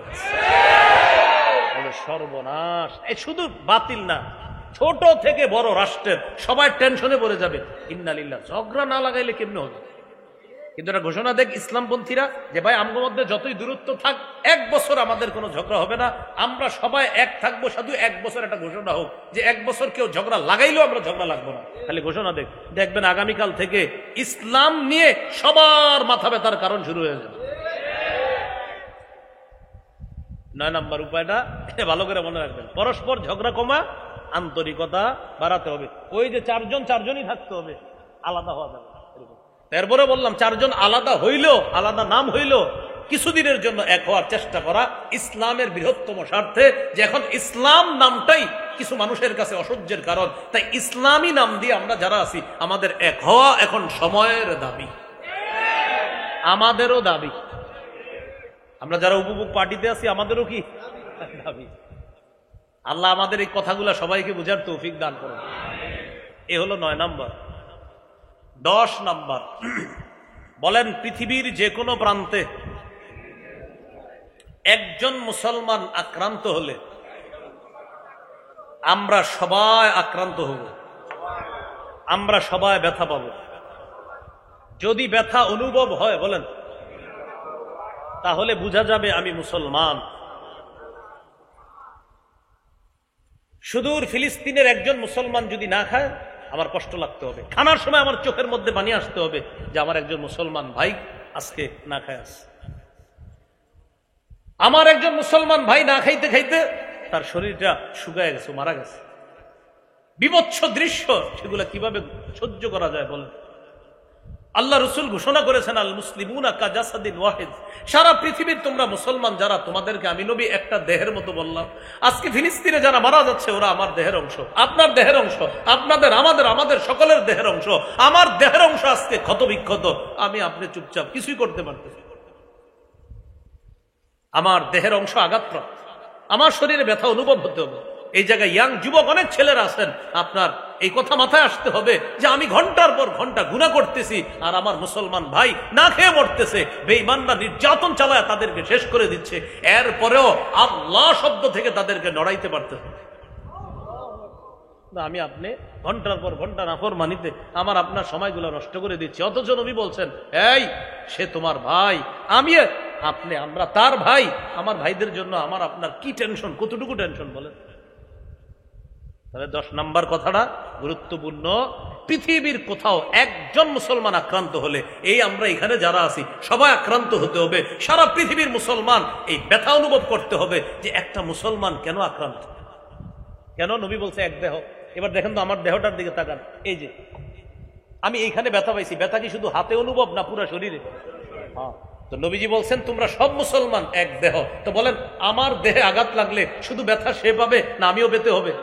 কারণ আমরা সবাই কয় দেহ। এলো 10 নম্বর। বর্তমান বিপর্যয় থেকে উত্তরণের 11 নম্বর উপায়, বলেন নির্যাতিত মুসলমানদের জন্য অর্থনৈতিক সাহায্যের ব্যবস্থা করা। অর্থনৈতিক সাহায্যের ব্যবস্থা করা। আমরা এই নরসিংদী মনোহরদী যারা আছেন, যেভাবে পারেন সঠিক সোর্সের মাধ্যমে আপনারা এখান থেকেও ফিলিস্তিনের গাজাবাসীর জন্য অর্থনৈতিক সহযোগিতা সঠিক সোর্সের মাধ্যমে পাঠানোর চেষ্টা করবেন ইনশাআল্লাহ। ওলামায়ে হযরতদের সাথে যোগাযোগ করবেন, সঠিক সোর্স দিয়ে দিবে। ওই সোর্সের মাধ্যমে আমার ওই নির্যাতিত আক্রান্ত ভাইয়ের জন্য আমি সাহায্যের হাত বেরিয়ে দিব, আগে এগিয়ে দিব, বলেন ইনশাআল্লাহ। এই হলো 11 নম্বর। 12 নম্বর, জুলুমের বিরুদ্ধে কঠিন আওয়াজ তোলা। কিসের বিরুদ্ধে? এটা মুসলমানের বর্তমান বিপর্যয় থেকে উত্তরণের 12 নম্বর উপায়। জুলুমের বিরুদ্ধে বজ্র আওয়াজ তুলতে হবে। জুলুম দেখা যদি সবাই চুপ থাকে আল্লাহ তাআলা ধরবে সবাই। জালেমের জুলুম সহ্য করে যদি সবাই চুপ থাকি, কিচ্ছু না বলি আর ওটা মেনে নেই, এটাও একটা জুলুম। জালেমের জুলুমকে জুলুম না বলা জুলুম। বলেন, জালেমের জুলুমকে জুলুম না বলা কি জুলুম? সূরা হুদের 113 নম্বর আয়াতে আছে, ওয়ালা তারকানু ইলাল্লাযীনা যালামু ফাতামাসসাকুমুন নার। আল্লাহ তাআলা বলেন, তোমরা জালেমদের প্রতি অনুরক্ত হয়ে পড়ো না, ঝুঁকে পড়ো না, তাহলে আগুন তোমাদেরকে স্পর্শ করবে। জালেমদের প্রতি ঝুঁকে পড়ার অর্থ হলো, মুফাসসিরিন কেরাম বলেন, জালেমের 2-4টা ভালো কাজ দেখে তার প্রশংসায় তাকে বন্যায় ভাসায় দিবা না। জালেমের 2-4টি ভালো কাজ দেখে তাকে প্রশংসা করে প্রশংসার বন্যায় ভাসিয়ে দিবা না। জালেমের প্রতি ঝুঁকে পড়ো না মানে জালেমের 2-4টা ভালো কাজ দেখে আপনি জালেমকে প্রশংসা করে বন্যায় ভাসিয়ে দিবেন না। হাজারো জুলুম ভুলা যান আপনি 2-1টা ভালো কাজ দেখা না। আল্লাহ বলে জালেমের অনুরক্ত হয়েও না। এর মানে হলো জালেমের 2-4টা ভালো কাজ দেখা বললেন না যে আগেই ভালো ছিল, কত উন্নতি করছে, না, 2-4টা ভালো কাজ দেখে হাজারো জুলুমের কথা আপনি ভুলে যেতে পারেন না। আল্লাহ বলে সাবধান, জালেমের প্রতি ঝুঁকে পড়ো না। মুফাসসিরিন কেরাম বলেন, জালেমের প্রতি ঝুঁকে যাওয়ার অর্থ হলো জালেমের 2-4টা ভালো কাজ দেখা তার সমস্ত জুলুমের বিরুদ্ধে কথা বলা বন্ধ করা যাবে না, বরং তার জুলুম এটা জুলুম বলতে হবে। কি করতো? জুলুমের কথা বলতে হবে, বজ্র কণ্ঠে আপনি এটা বলতে হবে। এ হলো 12 নাম্বার। 13 নাম্বার বলেন, মুমিন বিলাসী জীবন বর্জন করতে হবে। এটা 13 নাম্বার। মুমিন বিলাস হয়ে গেছে, বিলাসী জীবন যাপন করে। কি হয়েছে? যা তুই যা ভাই, আপনি যাবেন না? আল্লামা আহমদ শফী রহমতুল্লাহ আলাইহি কথার কথা, অমুক আলেম বলছে ঢাকা আমাদেরকে যাইতে, আপনি যাবেন না? আরে যা, তোরা যা, ভাল লাগে না। উনি বিলাসী জীবনে আছে, উনি ঘরে বসে থাকবে। মুমিনের জীবনে টাকা পয়সা আসতে পারে, কিন্তু তার জীবন বিলাসী হবে না। মুমিনদের দেখলেই মনে হবে, আচ্ছা উনি ব্যস্ত নাকি? হ্যাঁ, কিসে? কয় নামাজ পড়াইতে যাইতেছে। আচ্ছা উনি ব্যস্ত কিসে? ক্লাস করাইতে যাইতেছে। আচ্ছা উনি ব্যস্ত কিসে? দিনের দাওয়াত দিতে যাইতেছে। আচ্ছা উনি ব্যস্ত কিসে? অভাবগ্রস্ত মানুষদের পাশে ত্রাণ নিয়ে উনি রওনা করছে। আচ্ছা উনি ব্যস্ত মনে হচ্ছে কিসে? জিহাদের ময়দানে যারা আছে তাদের সহযোগিতার জন্য চেষ্টা চালাইতেছে। মুমিনদের দেখলেই মনে হবে কোনো না কোনো ভালো কাজের জন্য সে ব্যস্ত, পেরেশান। মুমিন বিলাসী হবে না। মুমিনদের দেখলে মনে হতে পারে, ভাই আপনার কি সমস্যা, কোনো টেনশন আছে? না না ভাই, কি হয়েছে? দাওয়াত ও তাবলীগের একটা দল আসছে, তাদেরকে কিভাবে আমাদের এলাকায় দাওয়াতের কাজটা সুন্দরভাবে করানো যায় একটু চিন্তিত হয়ে আছি। আবার একটু পরে দেখছেন উনি টেনশন আছে। ভাই কি হয়েছে? আপনি এখন আবার টেনশন? এখন টেনশনে আছি, মেহমান আসছে, তাদেরকে খাওয়ানো যায় কিভাবে। এরপরে আবার টেনশন। কিসের টেনশন ভাই? আর বললেন না, ছেলেটাকে মাদ্রাসায় দিছিলাম, তো দেওয়ার পরে উস্তাদ বললেন ও আগের চাইতে নাকি পড়া একটু কম পারে, এখনো একটু মাদ্রাসায় যেতে হবে, খোঁজ খবর নিয়ে দেখি কেন পড়াশোনায় মন বসতেছে না। মানে তার প্রতিটা মুহূর্ত কাটতেছে ধর্মীয় দিন কোনো টেনশনে, দিনই কোনো টেনশনে, ধর্মীয় কোনো আলাপ আলোচনায় তার সময়গুলা কাটবে। মুমিনদের দেখলেই মনে হবে উনি ধর্মীয় কোনো না কোনো ভালো কাজে ব্যস্ত আছে। বিলাসী না, কিনা বিলাসী একদম পুরো অলস জীবন। মুমিন এটা বর্জন করতে হবে। তিরমিজির হাদিস 2320 নম্বর হাদিস, রাসূলুল্লাহ সাল্লাল্লাহু আলাইহি সাল্লাম বলেন, লাউ কানাতিদ দুনিয়া ইনদাল্লাহি জানাহা বাউদাতিন মা সাকা কাফিরান মিনহা শারবাতা মা। আল্লাহর কাছে যদি এই দুনিয়ার মূল্য মাছির ডানা পরিমাণ হতো, তাহলে এই দুনিয়ায় একজন কাফেরকে আল্লাহ এক ঢোক পানি পান করতে দিতেন না, যদি দুনিয়ার মূল্য আল্লাহর কাছে মাছির ডানা পরিমাণ হতো। এই জন্য দুনিয়ায় বিলাসী জীবন কাদের? বলেন কাফেরদের। বলেন দুনিয়ায় বিলাসী জীবন কাদের? মুমিনদের বিলাসিতা হবে কোথায়? সুবহানাল্লাহ। এলো 13 নাম্বার, বিলাসী জীবন বর্জন করা। 14 নাম্বার, এটা জোরে বলবেন আমার সাথে সবাই, বলেন অধিকার আদায়ের লড়াই অব্যাহত রাখা। আবার অধিকার আদায়ের লড়াই অব্যাহত রাখা। মুসলমানদের অধিকার আদায়ের লড়াইয়ের নাম হলো পবিত্র জিহাদ। এটা 14 নম্বর, অধিকার আদায়ের লড়াই অব্যাহত রাখা। বলেন তো আমাদের অধিকার আদায়ের লড়াইয়ের নাম কি? জিহাদ। এই জন্য এটা হলো অধিকার আদায়ের লড়াই। জিহাদ শব্দ শুনলে গার্জিয়ান যারা আছে তারা কয় ইন্না লিল্লাহ, গার্জিয়ান যারা আমাদের অভিভাবকরা, এই সাবধান সাবধান, হুজুর রাজা বসে থাক। জিহাদ শব্দ একটা পবিত্র শব্দ, এটা মুসলমানদের অধিকার আদায়ের লড়াই ছিল। এই শব্দ মুসলমানদের মধ্যে এখন উল্টা ভাবে বেঈমানরা প্রবেশ করায় দিচ্ছে। মুসলমানদের কাছে নাটক, সিনেমা এইগুলা বললে ভালো লাগে, কিন্তু জিহাদের কথা বললে মুসলমান এখন টেনশনে পড়ে যায়। তা কেমন মুসলমান বলেন? ক্রেতা বিক্রেতা, দ্রব্য মূল্য, বাজার, বলেন ক্রয় বিক্রয়ের জন্য মৌলিকভাবে 5টি জিনিস প্রয়োজন: ক্রেতা, বিক্রেতা, দ্রব্য মূল্য, বাজার। বলেন ক্রেতা হলেন আল্লাহ, বিক্রেতা মুমিনগণ, দ্রব্য জানমাল, মূল্য জান্নাত। ক্রেতাকে, বিক্রেতা মুমিনগণ, দ্রব্য জানমাল, মূল্য জান্নাত। আবার বলেন ক্রেতাকে, বিক্রেতা, দ্রব্য জানমাল, মূল্য জান্নাত। এবার বলেন বাজার, জিহাদের ময়দান। বলেন এই কথাটি সূরা তাওবায় আলোচনা হয়েছে, 111 নম্বর আয়াত। ইন্নাল্লাহা আশতারা মিনাল মুমিনিনা আনফুসাহুম ওয়া আমওয়ালাহুম বিআন্না লাহুমুল জান্নাহ। ইন্নাল্লাহা আশতারা, নিশ্চয়ই আল্লাহ ক্রয় করে নিয়েছেন। আল্লাহ হলেন ক্রেতা। মিনাল মুমিনিনা, মুমিনদের থেকে, মুমিনরা হলো বিক্রেতা। আনফুসাহুম ওয়া আমওয়ালাহুম, তাদের জানমাল, জানমাল হলো দ্রব্য। বিআন্না লাহুমুল জান্নাহ, বিনিময় হলো জান্নাত, জান্নাত হলো মূল্য। সুবহানাল্লাহ। রয়ে গেল বাজার। ইউকাতিলুনা ফি সাবিলিল্লাহ ফায়াকতুলুনা ওয়া ইউকতালুন, তারা আল্লাহর রাস্তায় লড়াই করবে, বেঈমানদেরকে জাহান্নামে পাঠাবে, অথবা নিজেরা শহীদ হয়ে জান্নাতে চলে যাবে। ক্রেতাকে, বিক্রেতা, দ্রব্য মূল্য, বাজার। সুবহানাল্লাহ। বলেন মুসলমানদের অধিকার আদায়ের লড়াইয়ের নাম মনে থাকবে নি? এই হলো 14 নাম্বার, অধিকার আদায়ের লড়াই অব্যাহত রাখা। 15 নাম্বার, একজন আদর্শ যোগ্য শাসক নির্বাচন করা। একজন আদর্শ যোগ্য শাসক নির্বাচন করা। আজকে থেকে আল্লাহর কাছে দোয়া করবেন। প্রথম দোয়া করবেন, আল্লাহ কিয়ামতের আগে আমাদের বাংলাদেশে যেন আর কোনো নারী শাসক না হয়। এটা প্রথম দোয়া করবেন। এটা যেই পার্টি হন আপনি এটা দোয়া এই জন্য করবেন, রাসূল সাল্লাল্লাহু আলাইহি সাল্লাম বলেছেন, লা ইউফলিহা কওমুন ওয়াল্লাহু আমরাহুম ইমরাআ, ওই জাতি কিছুতেই সফল হবে না যেই জাতি তাদের নেতৃত্বে কোনো নারীকে বসায়। তাহলে এই জন্য এই দোয়াটা করতে হবে যে আল্লাহ কিয়ামতের আগে যেন আর কোনো নারী শাসক না হয়। 2 নাম্বার, 2 রাকাত নফল পড়ে আরো একটা দোয়া করবেন। বলেন আল্লাহ 4 কাজের যোগ্যতা রাখে, 10 গুণে গুণান্বিত একজন আদর্শ শাসক, এলাকার নেতা,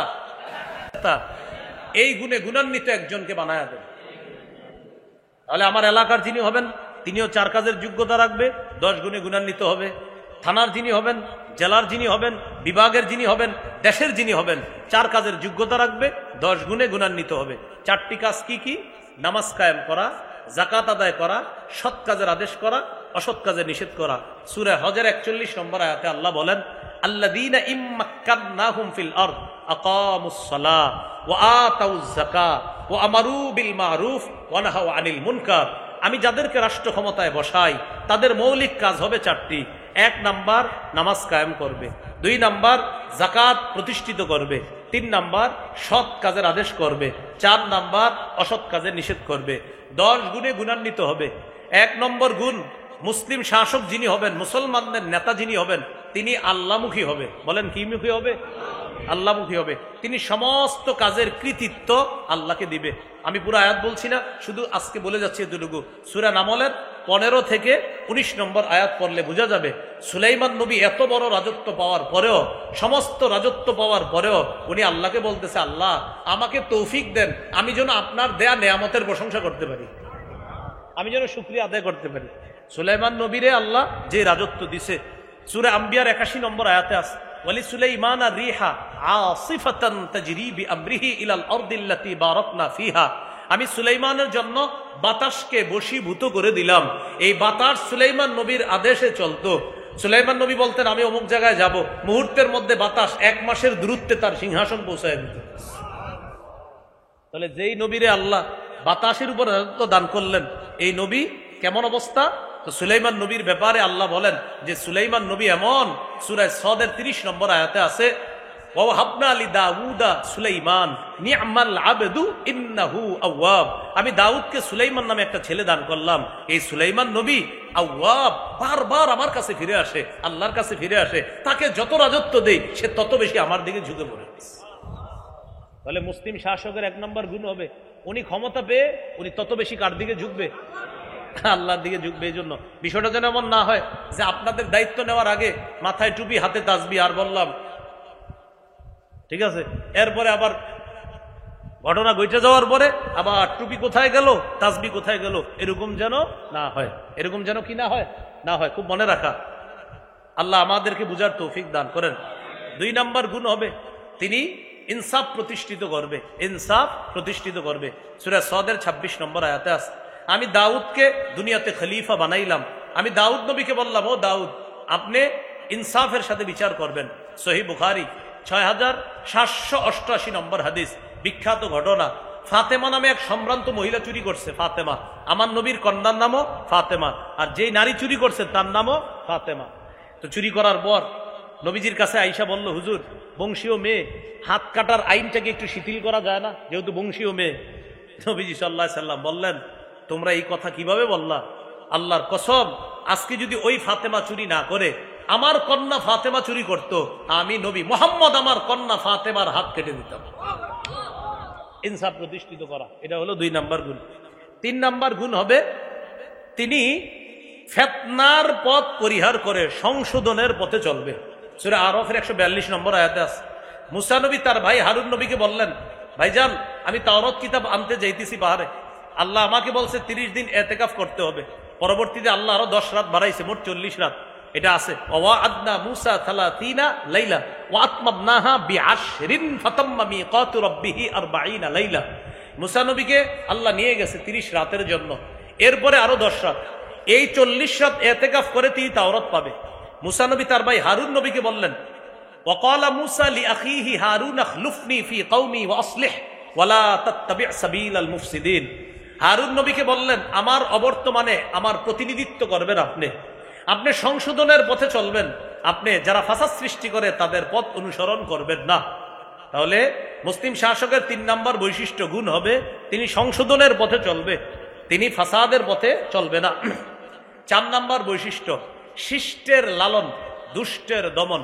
শিষ্টের লালন দুষ্টের দমন মানে হলো ভালোকে লালন করবে, খারাপকে দমন করবে। তো আমরা দেখি বর্তমানে উল্টা, ভালোকে খালি দমন করা হয়, খারাপকে লালন করা হয়। এটা যেন না হয়, ভালোকে লালন করতে হবে, খারাপকে দমন করতে হবে। এই বিষয়টা আপনারা বোঝার জন্য যারা কোরআনের বাংলা অনুবাদ পড়েন দেখে নেবেন, সূরা কাহফের 83 থেকে 92 নম্বর আয়াত পর্যন্ত যুলকরনাইন বাদশার সফর সম্পর্কে আল্লাহ আলোচনা করেছেন। তিনি পৃথিবীর পশ্চিম প্রান্তে সফর করেছেন, আরেকটা পূর্ব প্রান্তে, আরেকটা হলো উত্তর প্রান্তে। পশ্চিম প্রান্তে যাওয়ার পর দেখে একদল মানুষ কুফরিতে লিপ্ত। তা আল্লাহ তাদের ব্যাপারে যুলকরনাইনকে বললেন, ইম্মা আন তুআযযিবা ওয়া ইম্মা আন তাত্তাখিযা ফীহিম হুসনা। আপনি চাইলে তাদেরকে শাস্তি দিতে পারেন, চাইলে তাদের ব্যাপারে ভালো কিছু গ্রহণ করতে পারেন। যুলকরনাইন বললেন, আল্লাহ, আমি তাদেরকে দাওয়াত দিব, দাওয়াত দেওয়ার পরে যারা আমার কথা শুনবে তাদেরকে আমি লালন করব, আর যারা এরপরেও জুলুম করবে তাদেরকে আমি দমন করব। মুসলিম শাসকের 4 নম্বর কাজ, ভালোকে লালন করা আর খারাপকে কি করা? দমন করা। মুসলিম শাসকের 5 নম্বর বৈশিষ্ট্য, জনগণের জন্য অকাতরে বিলিয়ে দিবে। জনগণের জন্য অকাতরে বিলিয়ে দিবে। সূরা কাহফের 93 থেকে 97 নম্বর আয়াত। যুলকরনাইন বাদশাহ সফর করতে করতে পৃথিবীর উত্তর দিকে গেলেন, রাশিয়ার কোন একটা অঞ্চলের দিকে গেলেন, এটা মুফাসসিরিনে কেরামের অভিমত। সেখানে যাওয়ার পর 2 পাহাড়ের মাঝখানে বসলেন। এই 2 পাহাড়ের মাঝে বিশাল বড় ফাঁকা জায়গা। এক জাতি পাইলেন, ওই জাতি যুলকরনাইন বাদশাকে বললেন, আপনি যদি আমাদের জন্য একটা উপকার করেন। কয়, কি উপকার? কয়, 2 পাহাড়ের মাঝখানে ফাঁকা জায়গাটা বন্ধ করে দেন, ইন্না ইয়াজুজা ওয়া মাজুজা মুফসিদুনা ফিল আরদ, পাহাড়ের ওই পাশে ইয়াজুজ মাজুজ নামে দুইটা জাতি আছে। এরা রাতের বেলা আমাদের ঘর বাড়িতে আইসা লুটতরাজ করে, ডাকাতি করে সবকিছু নিয়ে যায়। আপনি যদি একটা প্রাচীর করে দেন তাহলে আর তারা ডাকাতি করতে পারবে না। এই কথা বলার পর তারা বলল, ও বাদশা, আপনার যদি কিছু টাকা পয়সা লাগে বললেন, অর্থনৈতিক সাহায্য লাগলে বললেন, আমরা সাহায্য করবো, চিন্তা করেন। বাদশারে জনগণ অফার করে, তো এটাই তো হইতেছে। আমরাও কিন্তু দায়িত্বশীলদেরকে, স্যার খেয়াল রাখেন একটু, বিষয়টা আমার দিকে খেয়াল রাখেন। উনি আমার খেয়াল রাখা দরকার, আর আমি ওনারে বলতেছি এইভাবে। হ্যাঁ, বিষয়টা কি হলো যে আপনি কিন্তু বিষয়টা একটু দেখেন, দেখেন মানে আপনি ওইটা হয়ে যাবে, সমস্যা নেই, দেখেন কি দেখেন। আপনারা তো আমরা দায়িত্ব দিচ্ছি দেখতেই, কিন্তু আলাদাভাবে দেখা করতে হবে কেন? ওই জাতি জুলকারনাইন বাদশাকে বলতেছে, ফাহাল না জালু লাকা খরজা, আচ্ছা আপনারা কি আমরা কোনো ট্যাক্স টুক্স দিতে হবে? বললেন দিব আমরা, আপনি দেয়ালটা বানায় দেন। বাদশা জুলকারনাইন বললেন, না না, আল্লাহ আমারে যা দিছে অনেক দিয়েছে, তোমরা কিচ্ছু দেওয়া লাগবে না, এই দেয়াল করতে যা যা প্রয়োজন সব আমি নিজেই ব্যবস্থা করব। এই হলো মুসলিম শাসকের 5 নম্বর বৈশিষ্ট্য, জনগণের জন্য অকাতরে বিলিয়ে দেওয়া। বাস্তবিকই তিনি দেয়াল করে দিয়েছেন, সেখানে আপনার লোহার পাত দিয়ে আর গলিত সীসা ইত্যাদি দিয়ে তিনি সুন্দর দেয়াল করে দিয়েছিলেন। 6 নম্বর গুণ, মুসলিম শাসক জনগণের জন্য কিছু করতে পারলে সমস্ত কৃতিত্ব আল্লাহকে দিবে। সূরা কাহফের 98 নম্বর আয়াতে আছে, হাদা রাহমাতুম মির রব্বি। বাদশা জুলকারনাইন কিছু করতে পেরে বললেন, এটা আমার রবের দয়া, এটা আমি কিচ্ছু না, আমার রবের দয়া। এই জন্য কিছু কইরা এটা না বলা, আমি আপনাদের জন্য এই করেছি সেই করেছি, এটা না বলা, বরং আমার রব আল্লাহ আমাকে দায়িত্ব দিয়েছেন আপনাদের জন্য কিছু করার জন্য, তাই রবের দয়ায় কিছু করতে পারছি, এটা বল। 7 নাম্বার, রক্ষণাবেক্ষণের কাজে মুসলিম শাসক যিনি, তিনি যথেষ্ট পারদর্শী হতে হবে, অর্থনৈতিক বিষয়ে পারদর্শী হওয়া। সূরা ইউসুফের 55 নম্বর আয়াত, ইউসুফ নবী ওই যুগের বাদশাকে বললেন, ইজআলনি আলা খাজাইনিল আরদ, আমাকে খাদ্য মন্ত্রণালয়ের দায়িত্ব দিয়ে দেন। আমাকে দায়িত্ব না দিলে আমানতের খেয়ানত হবে, সব লুটপাট করেই খাদ্য নিয়ে যাবে, আমাকে দায়িত্ব দেন, এই বিষয়ে আমার জ্ঞান আছে, আমার দ্বারা লুটপাট হবে না। তাহলে 7 নাম্বার গুণ হবে, যিনি রক্ষণাবেক্ষণের কাজে পারদর্শী হবে এবং তার দ্বারা জনগণের কোন সম্পদ লুটপাট হবে না, এটা হলো 7 নাম্বার বৈশিষ্ট্য। তো তিনি বললেন, ইজআলনি আলা খাজাইনিল আরদ ইন্নী হাফিজুন আলিমুন, আমি সংরক্ষণকারী, আবার অর্থনৈতিক বিষয়ে আমার যথেষ্ট জ্ঞান আছে। 8 নাম্বার বৈশিষ্ট্য মুসলিম শাসকের, এটা আমার সাথে বলেন 2 বার, জোরে জোরে বলেন, ঘুষ গ্রহণ করবে না। আবার বলেন, আরো জোরে বলেন, হয় না আরো জোরে। এটা আমাদের যিনি হবে দায়িত্বশীল তার গুণ হবে এটা, উনি ঘুষ গ্রহণ করবে না। সূরা নামলের 35-36 নম্বর আয়াত, রানী বিলকিস সুলাইমান নবীর কাছে হাদিয়া পাঠাইছে। কি পাঠাইছে? আসলে ওর উদ্দেশ্য হাদিয়া ছিল না। রানী বলতেছে কি, দাঁড়াও, সর্বশেষ তার সাথে মনে হয় পারা যাবে না, দেখি একটু হাদিয়া পাঠাই, যদি দেখি হাদিয়া গ্রহণ করে তখন আমি বলবো আপনি আপনার মতো ভালো থাকেন, আমি আমার রাজত্ব নিয়ে ভালো থাকি, আমি এখানে রানীগিরি করব, আর আপনি আপনার রাজত্বে রাজা। যদি হাদিয়া গ্রহণ করে, তার মানে ওটা হাদিয়া ছিল না, হাদিয়ার নামে ঘুষ ছিল। রানী বিলকিস বলতেছে, ইন্নী মুরসিলাতুন ইলাইহিম বিহাদিয়া, আল্লাহ তাআলা রানীর ভাষাটা কোরআনে আনছে, আমি সুলাইমান নবীর কাছে হাদিয়া পাঠাবো, ফানাযিরাতুম বিমা ইয়ারজিউল মুরসালুন, দেখবো যাদেরকে দিয়ে পাঠাবো তারা কি নিয়ে আসে। তো উপঢৌকন নিয়ে গেছে, ঘুষ নিয়ে গেছে, সুলাইমান নবীর কাছে যাওয়ার পর বলতেছে, আপনাকে রানী পাঠাইছে। সুলাইমান নবী বললেন, রানী পাঠাইছে না? হ্যাঁ। তুমি দুনানি বিমাল, সম্পদ দিয়ে আমার সহযোগিতা করতে চাও? ফামা আতানি আল্লাহু খায়রুম মিম্মা আতাকুম, আল্লাহ তোমাদেরকে যা দিয়েছে, আমাকে যা দিয়েছে, তোমাদের চাইতে 1000 গুণ বেশি দামি জিনিস আমাকে দিয়েছে। আমার এইগুলা দিয়ে নরম করা যাবে না। রানীরে বলো এই শিরিক ছাইরা জনগণ নিয়ে সারান্ডার করতে বলো। রানী বুঝতে পারছে ঘুষ দিয়ে তাকে কাবু করা যাবে না। রানী সুলাইমান নবীর কাছে আসছে, আসার পর বলতেছে, ইন্নী আসলামতু মা সুলাইমানা লিল্লাহি রাব্বিল আলামিন, আমি সুলাইমান নবীর সাথে রবের কাছে আত্মসমর্পণ করে দিলাম। তাহলে মুসলিম শাসকের 8 নাম্বার বৈশিষ্ট্য গুণ হবে, তিনি ঘুষ গ্রহণ করবে না। 9 নাম্বার, তিনি আমানতদার হবে। কি হবে? আমানতদার। সূরা নিসা 58 নম্বর আয়াতে আল্লাহ বলেন, ইন্নাল্লাহা ইয়া'মুরুকুম আন তুআদ্দুল আমানাতি ইলা আহলিহা, আল্লাহ তোমাদেরকে আদেশ করেন আমানত যথাযথ জায়গায় পৌঁছে দেওয়ার জন্য। এবার আমার সাথে একটু বলেন, যোগ্য ব্যক্তিকে যোগ্যতার আসনে বসানো আমাদের জন্য আমানত। যোগ্য ব্যক্তি যোগ্যতার আসনে বসে আমাদের অধিকারগুলো বাস্তবায়ন করা তার জন্য আমানত। তাহলে আমরা যোগ্য ব্যক্তিকে বসানো আমাদের জন্য আমানত, আর যোগ্য ব্যক্তি আমাদের জন্য কিছু করা এটা তার জন্য আমানত। এ হলো 9 নাম্বার। সর্বশেষ 10 নাম্বার, কোরআন সুন্নাহ অনুযায়ী বিচার করবে। যেহেতু এখন সব মুসলমানদের অধীনে, তো কোরআন সুন্নাহ অনুযায়ী বিচার করবে। সূরা মাইদার 48 থেকে 50 নম্বর আয়াতে আছে, দেখবেন ওই আয়াতে আল্লাহ তাআলা বলেন, আপনি কোরআন অনুযায়ী যা আপনার প্রতি নাজিল করেছি এই অনুযায়ী আপনি বিচার করবেন। শেষের দিকে আছে আফা হুকমাল জাহিলিয়াতি ইয়াবগুন ওমান আহসানু মিনাল্লাহি হুকমান লিকৌমি ইউকিনুন। এরা জাহিলি যুগের আইন চায়, এরা মূর্খদের আইন চায়, তারা জাহিলি যুগের আইন কামনা করে। আফা হুকমাল জাহিলিয়াতি ইয়াবগুন, তারা কি জাহিলি আইন কামনা করে? ওমান আহসানু মিনাল্লাহি হুকমান লিকৌমি ইউকিনুন, যারা বিশ্বাসী তাদেরকে জানায়া দেন তাদের জন্য আল্লাহর চাইতে শ্রেষ্ঠ বিচারক আর কে হতে পারে, আল্লাহর চাইতে শ্রেষ্ঠ বিধানদাতা আর কে হতে পারে, আল্লাহর চাইতে উত্তম বিচার আর কার বিচার হতে পারে? বলেন, কার বিচার উত্তম? শ্রেষ্ঠ বিধানদাতা কে? আল্লাহ। আহকামুল হাকিমিন কে? এ হলো 10টা গুণ বললাম, আর 4 কাজের যোগ্যতা রাখে। মনে আসেনি? কি মনে আছে? মুসলমানের উত্তরণের উপায় নাম্বার 15 চলতেছে, বুঝলে গেছে? উত্তরণের কত নম্বর উপায় চলতেছে? 15 নম্বর উপায় কি? একজন যোগ্য শাসক নির্বাচন করা, যার 4 কাজের যোগ্যতা থাকবে আর 10টি গুণে গুণান্বিত হবে। 16 নাম্বার, শুরা ব্যবস্থা বা পরামর্শ ব্যবস্থার গুরুত্ব বাড়ানো। শুরা ব্যবস্থা মানে পরামর্শ করে কাজ করার এই ব্যবস্থাগুলা বাড়ানো। শুরা ব্যবস্থার এটার গ্রহণযোগ্যতা বাড়াইতে হবে। এখানে অনেক আলেমরা আছেন, আপনারা মসজিদে সাধারণ জনগণকে একটু শুরা ব্যবস্থার গুরুত্বগুলা বুঝাই দিবেন।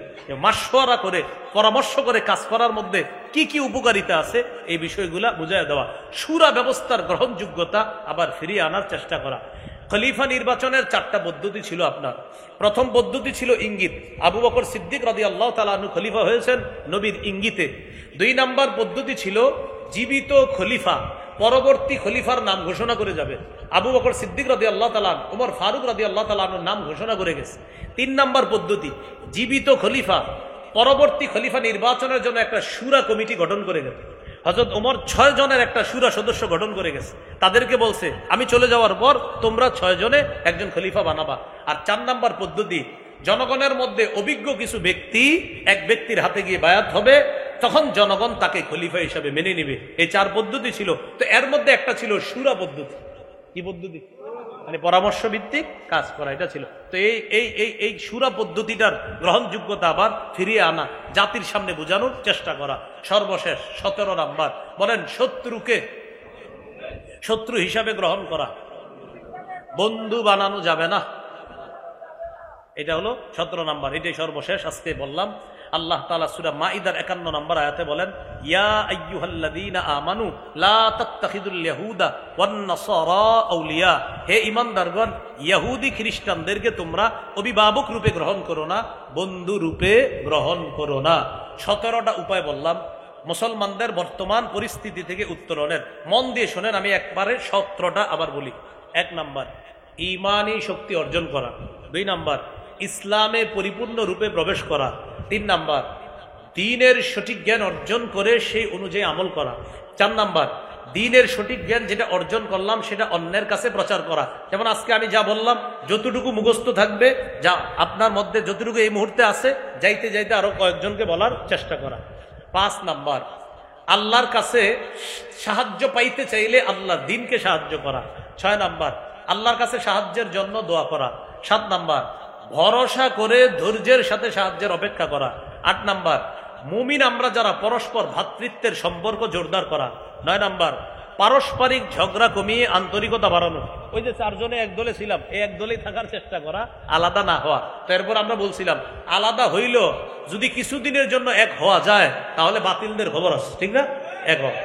10 নাম্বার, পৃথিবীর কোথাও একজন মুসলমান আক্রান্ত হলে আমরা সবাই তার ব্যথায় ব্যতীত হওয়া। 11 নাম্বার, নির্যাতিত মুসলমানদের জন্য অর্থনৈতিক সহায়তার ব্যবস্থা করা। 12 নাম্বার, জুলুমের বিরুদ্ধে বজ্র আওয়াজ ওঠানো। 13 নাম্বার, বিলাসী জীবন বর্জন করা। 14 নাম্বার, অধিকার আদায়ের লড়াই অব্যাহত রাখা। এটা জানি কি? মাশাআল্লাহ, কি জানি এটা? জিহাদ। 15 নাম্বার, একজন যোগ্য আদর্শ শাসক নির্বাচন করা। 4 কাজের যোগ্যতা রাখে, 10 গুণে গুণান্বিত এমন একজন আদর্শ নেতা আমরা চাই, এটা আল্লাহর কাছে দোয়া করা। 16 নাম্বার, শুরা ব্যবস্থার গুরুত্ব, এটা জাতিকে বোঝানোর চেষ্টা করা। 17, শত্রুকে শত্রু মনে করা, বন্ধু মনে না করা। আল্লাহ আমাদের সকলকে কথাগুলা মনে রেখে বুঝে শুনে আমরা যেন আমল করতে পারি, আমরা যেন এই ভুল ভ্রান্তিগুলা যেগুলো আমাদের মধ্যে আছে এগুলা ছেড়ে দিয়ে আমরা যেন ইমানি বলে বলিয়ান হতে পারি। আল্লাহ তৌফিক দান করেন।